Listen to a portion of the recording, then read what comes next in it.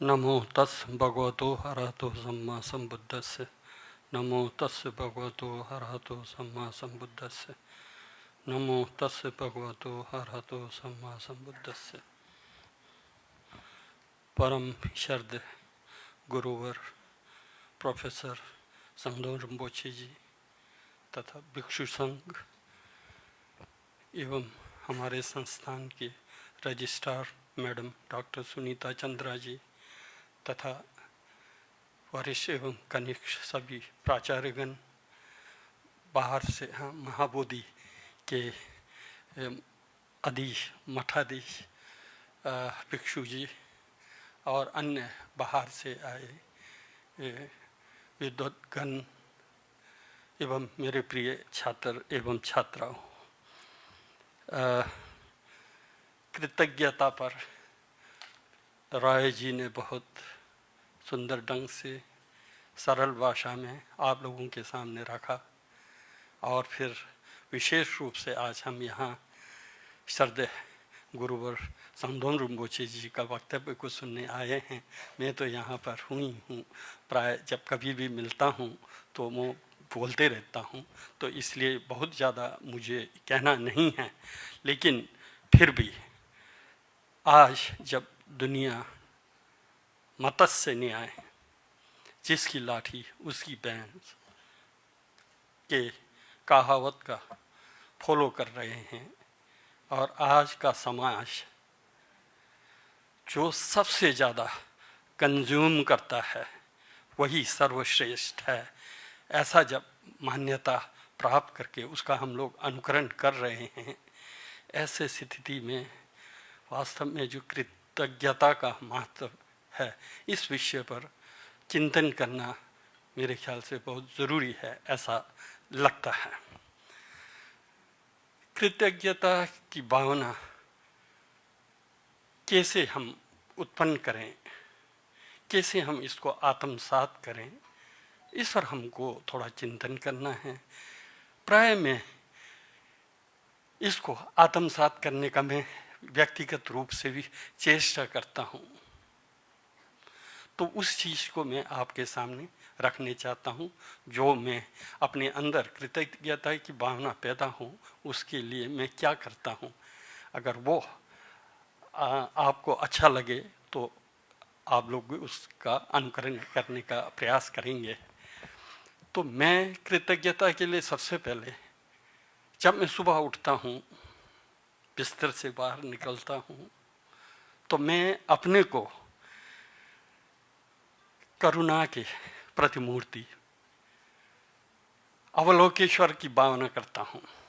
मैं अपने को अपने प्रिमोडियल माइंड से अवलोकेतर के रूप में उत्थापित करता हूँ और उनके मंत्र को ओम मणि पे में हूँ, जो 6 योनियों से के उद्धार के लिए जो मंत्र है उसको मैं रिसाइट करता हूँ। लगभग 21 बार मैं ओम मणि पे में हूँ, ओम मणि पे में हूँ को रिसाइट करता हूँ और प्रेयर करता हूँ कि आज दिन भर मुझे देखकर या मुझे आलंबन बनाकर किसी के अंदर राग द्वेष मोह की उत्पत्ति ना हो, पैदा ना हो, ये मैं भावना करता हूँ। और उसी प्रकार आज दिन भर मैं किसी दूसरे के प्रति मेरे अंदर किसी प्रकार का राग द्वेष मोह उत्पन्न ना हो, ऐसा करके मैं 21 बार मंत्र को रिसाइट करता हूँ। तो धीरे धीरे यदि आप ऐसा करेंगे तो निश्चित रूप से आपके अंदर दूसरे के प्रति करुणा की भाव, दया, स्नेह और प्रेम का भाव जो है अपने से जागृत होगा, ऐसा मेरे को लगता है। और करुणा, मैत्री या दया की जब हम बात करते हैं, उसमें भी मैं मानता हूँ कि कृतज्ञता का जो भाव है, जो उपकार का भाव है, जो ऋणी का भाव है, अगर वो आपके अंदर उत्पन्न होता है तो आप निश्चित रूप से बहुत ही प्राणियों के प्रति संवेदनशील होंगे। कभी कभी जब हम करुणा की बात करते हैं तो यद्यपि करुणा के भी दर्शन में बहुत गंभीर व्याख्याएं हैं, भेद है, लेकिन ऊपरी स्तर पर जो सामान्य जन जब हम करुणा की बात करते हैं तो उसमें ऐसा लगता है कि उसमें अहम का भाव जैसा उत्पन्न होने लगता है। प्रीति, बेचारा दुखियारा जैसा करके उसके प्रति करुणा या उसके प्रति दया जैसा, उसमें जो है अपने को थोड़ा सुपीरियर सा ये भाव जो है सामान्य रूप से उत्पन्न होता हुआ ऐसा जैसा मेरे को लगता है। दया, किसी के प्रति दया, किसी के प्रति स्नेह जैसा करते हैं। आपके पास जो है बल है, शक्ति है, उसको जो है आप जो है सहयोग कर सकते हैं, ये भाव जैसा आता है। उसमें अहंकार का भाव रहता है जैसा, ऐसा प्रतीत होता है। लेकिन जब हम कृतज्ञता, ऋणी भाव में अहंकार नहीं रहता है। आप दूसरे के समय सर झुकाते हैं, दूसरे का ऋणी समझते हैं, दूसरे को आप ज्यादा महत्व देते हैं। मैं आपका ऋणी हूं, आपका अहंकार नहीं रहता वहां पर ऋणी भाव में, ऐसा जैसा मेरे को प्रतीत होता है। तो ऋणी भाव कैसे उत्पन्न करें, इस पर तथागत बुद्ध का जो प्रतीत्य समुत्पाद का दर्शन है वो सर्वश्रेष्ठ दर्शन है। प्रतीत्य समुत्पाद, हम एक दूसरे पर निर्भर हैं, हम एक दूसरे पर आधारित हैं, दूसरे के बिना हमारा कोई अस्तित्व ही नहीं है। इस चीज को हमको गंभीरता पूर्वक समझना है, जानना है। ये रियलिटी है, ये काल्पनिक नहीं है, ये वास्तविकता है। हम एक दूसरे पर निर्भर हैं। मैं प्राय बोलता हूं, हम देखिए जब मैं की बात करते हैं, हम मेरा अस्तित्व को आप एक क्षण के लिए, अगर इस हॉल में ऑक्सीजन नहीं है तो आप समझ लीजिए कि आपका अस्तित्व कहाँ है, क्या है, क्या आप जीवित रह सकते हैं? ये हमारी स्थिति है, हमारा कोई अस्तित्व नहीं, हम दूसरे पर इतना निर्भर हैं। तो वहीं मैं प्राय हर बार बोलते रहता हूं, ये मेरे ख्याल से, क्योंकि ये कठिन है, इसको आत्मसात करना कठिन है, इसके लिए मुझे पुनः पुनः रिपीट करना पड़ता है। जैसे मैं ये देखता हूँ, जब तथागत बुद्ध प्रज्ञा पारमिता की देशना करते हैं तो हर पन्ने पर जो बाह्य शून्य, अभ्यंतर शून्य करके हर पेज में आते रहता है, रिसिटेशन टाइप का होते रहता है। क्यों? क्योंकि वो बहुत कठिन है, उसको समझना जो है कठिन है, इसलिए उसको जो पुनः पुनः आवृत्ति करना पड़ता है। ठीक उसी प्रकार आप लोगों ने कई बार सुना होगा कि मैंने चाय के प्याला जब आप पीते हैं, क्योंकि हम सब ब्रेकफास्ट करते हैं, प्रातःकाल हम सब ब्रेकफास्ट करते हैं, चाय पीते हैं, तो उसमें मैं आप लोगों से कहा करता था, जब चाय का प्याला पीते हैं तो एक क्षण रुक करके उस चाय के इतिहास पर विचार करना चाहिए, चिंतन करना चाहिए, गौर करना चाहिए कि आपके टेबल पर ये चाय कहाँ से आया, ये चाय पत्ती कहाँ से आई है। चाय पत्ती जो है चाय के बागान से गरीब मजदूर कितना कठिन परिश्रम करके धूप में, बारिश में, अपने बच्चे को बेचारा मजदूर पीठ पर बांध करके कठिन परिश्रम के साथ चाय की पत्ती को कलेक्ट करता है।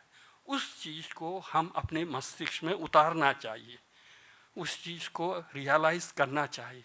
उस प्रोसेस से जो है क्रमशः हजारों लोगों के परिश्रम से आपके टेबल पर वो चाय का पत्ती पहुंचा है और उससे चाय बना। इस चीज को स्मरण करना है। वहीं दूध को लें, वहीं चीनी को लें, किन किन प्रोसेसों के चलते आप तक पहुंचा है। आप जो खा रहे हैं, आप जो पी रहे हैं, जो आप पहने हैं, ये सब चीजें कितने लोगों के परिश्रम से आप तक पहुंचा है, इस चीज को समझना है। यही कृतज्ञता की भावना करने का एक जो है आधार है। हमको ऋणी भाव, उनके प्रति ऋणी भाव पैदा करना चाहिए। हम ऋणी हैं उनके। जब रुक कर आप इस प्रकार का भावना अपने अंदर जागृत करेंगे तो जब आप बाहर आएंगे समाज में, गरीब मजदूर को देखेंगे तो उनके प्रति जो घृणा या नफरत या जो भाव है दूर रखने, वो आपसे धीरे धीरे हटेगी उनके कठिन परिश्रम से। हमको इसलिए सच पूछे जाऊँ ना, मैं अपने ऑफिस में सबसे पहले धन्यवाद जो है, जो अपने स्वीपर को देखता हूँ उसको दिल से धन्यवाद देता हूँ मैं उसको। उसके चलते मेरा जो है ऑफिस बहुत सुंदर और साफ है। फिर उसके बाद मैं केशव को देता हूँ, क्योंकि वो मेरे टेबल और कुर्सी को सजा के रहता है। उसके प्रति मेरे अंदर जो आत्मीयता का भाव, उसको मैं सम्मान देता हूँ। मैं कभी छोटा नहीं समझता, मैं अपने समकक्ष उसको समझता हूँ। तो वहीं मैं बाहर देख करके जो डेली वेज पर काम करते हैं उन सबको देख कर मैं वास्तव में बहुत द्रवित होता हूँ, दुखी होता हूँ। उन लोगों के चलते इतना सजा है, सुंदर है ये इस कैंपस को। तो ये भाव हमारे अंदर जागृत होनी चाहिए। यही है कृतज्ञता का भाव जागृत करना। अगर ऐसा आप करते हैं तो आपका व्यवहार जो है बहुत जमीनी होगा, उसमें शांति भी मिलेगी। कहीं किसी प्रकार का जो है द्वंद्व या संघर्ष या दूरी नहीं रहेगी, अपनापन रहेगा। अपनापन रहेगा तो समाज में सौहार्द आएगी, ऐसा मैं मानता हूँ। ऐसा करने का हम लोगों को जो है प्रयास करना चाहिए। दूसरों के चलते ही हमारा अस्तित्व है, इस चीज़ को हमको मानना है। और जैसे कि मैं तो प्राय कहता ही हूँ, अध्यापकों से कहता हूँ, आपको अध्यापक इसलिए कहा गया क्योंकि आप लोग इन छात्रों को पढ़ाते हैं। छात्रों के चलते आपका अध्यापकपन है। अगर ये छात्र नहीं है तो आप कैसे आप अपने को लेक्चरर कहलाएंगे? इनकी कृपा से है, इनकी कृपा से। अधिकारी हों तो कर्मचारियों के चलते हैं, है ना? इस चीज़ को हमको समझना है। सबको समानता का भाव, सब जो परिश्रम कर रहे हैं उस परिश्रम का कीमत हमको जो है देना है। विडंबना यह है कि दुनिया का है पता नहीं क्या, जो कम काम करते हैं वो ज़्यादा पाते हैं, जो ज़्यादा काम करते हैं वो कम पाते हैं। ये विडंबना है। इसलिए कभी कभी मैं जब संसार का परिभाषा करता हूँ तो मेरा संसार का परिभाषा रिम्पोचे जी ये है, मेरा संसार का परिभाषा, लोग सच्चाई को पसंद करते हैं, सब लोग सच्चाई का प्रशंसा करते हैं, सच्चाई को पसंद करते हैं, लेकिन कोई भी व्यक्ति अपने ऊपर अगर सच्चा बात कहें उसको बर्दाश्त नहीं करता है, स्वीकारेगा नहीं। सच्चाई को पसंद तो करते हैं, लेकिन सच्चा बात जब हम कहते हैं तो उसको कोई पसंद नहीं करता है। ये भी विडंबना है। ये वैसा ही जैसा लगता है जैसे हम नागदेव को पूजा तो करते हैं, नागदेव हमारे अगर जो है बिस्तर पर आया तो भगा देंगे, फेंक देंगे। लगभग हमारा जो है वैसा ही है।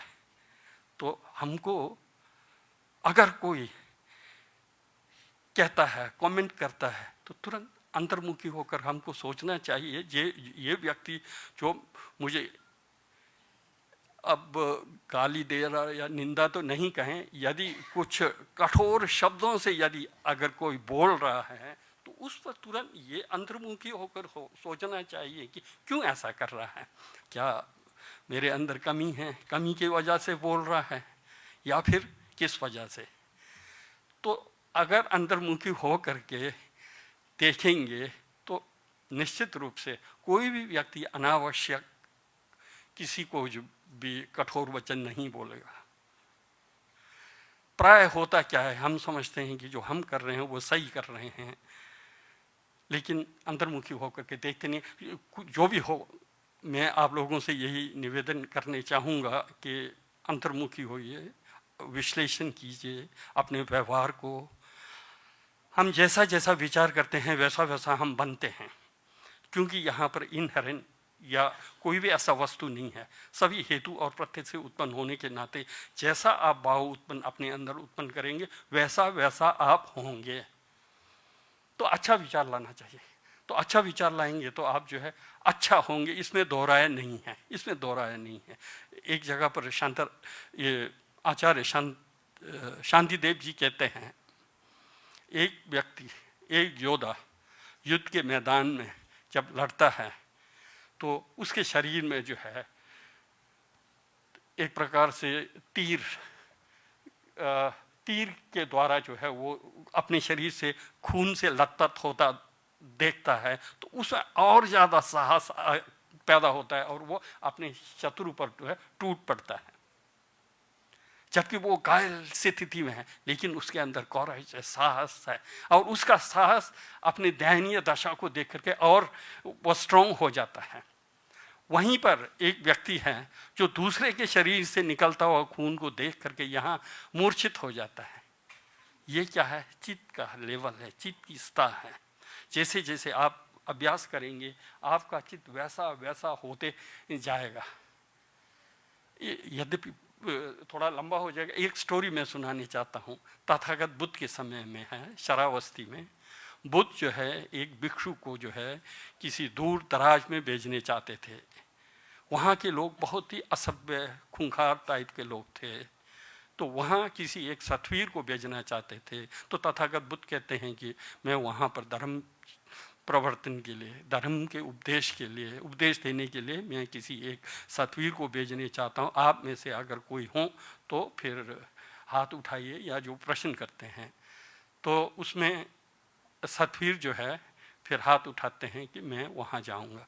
तब बुद्ध कहते हैं कि ठीक है, अगर आप जाएंगे तो मैं आपसे 3 प्रश्न पूछने चाहूँगा, यदि आप उसका उत्तर जो है दे सकेंगे तब मैं आपको अनुमति दूंगा। तो पहला प्रश्न वो कहते हैं कि मैंने कहा ना, वो इलाका जो है, वो क्षेत्र जो है, उसमें जो है बहुत असभ्य लोग, खूंखार लोग रहते हैं। जब तुम वहाँ प्रवेश करोगे तो लोग तुम पर थूकेंगे और गाली गलौज करेंगे, निंदा करेंगे, तो तुम क्या करोगे? तो भिक्षु सतवीर कहते हैं नहीं, ये तो इनका स्वभाव है, थूकना या निंदा करना या गाली देना तो इनका स्वभाव, ये तो कुछ नहीं है, उसको तो मैं स्वीकार करूँ। ये चाहें तो मुझे लाठी डंडा से मेरा हाथ पैर भी तोड़ सकते हैं, तो ये तो कम से कम सिर्फ हमको जो है गाली ही दे रहे हैं, इसमें मेरा क्या, मैं इसको जेल लूँगा। तो ये कहते हैं पहला। फिर उसके बाद दूसरा प्रश्न तथागत बुद्ध उनसे पूछते हैं, यदि कोई तुमको डंडा मारेगा, तुम्हारा टांग तोड़ दे, हाथ तोड़ दे, सिर फोड़ दे, तो क्या करोगे? फिर सतवीर कहते हैं ये लोग तो ऐसे लोग हैं जान लेते हैं, अभी मेरा जान तो कोई लिया नहीं है, सिर्फ मेरा हाथ ही तोड़ा है, पैर ही तोड़ा है, इसमें क्या, उसको मैं सहर स्वीकारूंगा करके वो जवाब देते हैं। तो फिर उस सेकंड में भी पास होते। फिर तीसरा, अगर यदि वो लोग तुम्हें मार ही दें तो क्या करोगे? तो फिर वो उत्तर देते हैं कि मैं अनंत कल्पों में कई बार जन्मा, मरा, जन्म हुआ, मृत्यु हुआ, जन्म हुआ, मृत्यु हुआ, यदि उन सब शरीर के हड्डियों को एकत्रित करे तो वो माउंट मेरू से भी ऊपर हुआ होगा, और अपने सगे संबंधियों के वियोग पर जो मैंने आंसू बहा उसको अगर संकलित करूंगा, एकत्रित करूंगा, तो वो एक प्रकार से बहुत बड़ा झील भर होगा। वो सब अनर्थ बेमतलब का मैं हुआ, लेकिन अभी जो मेरा जीवन है वो धर्म के, सत्य के रास्ता पर चलाने के लिए मैं अपने को समर्पित कर रहा हूँ, तो उससे धन्य क्या होगा? मेरा जीवन जो है मीनिंगफुल रहेगा।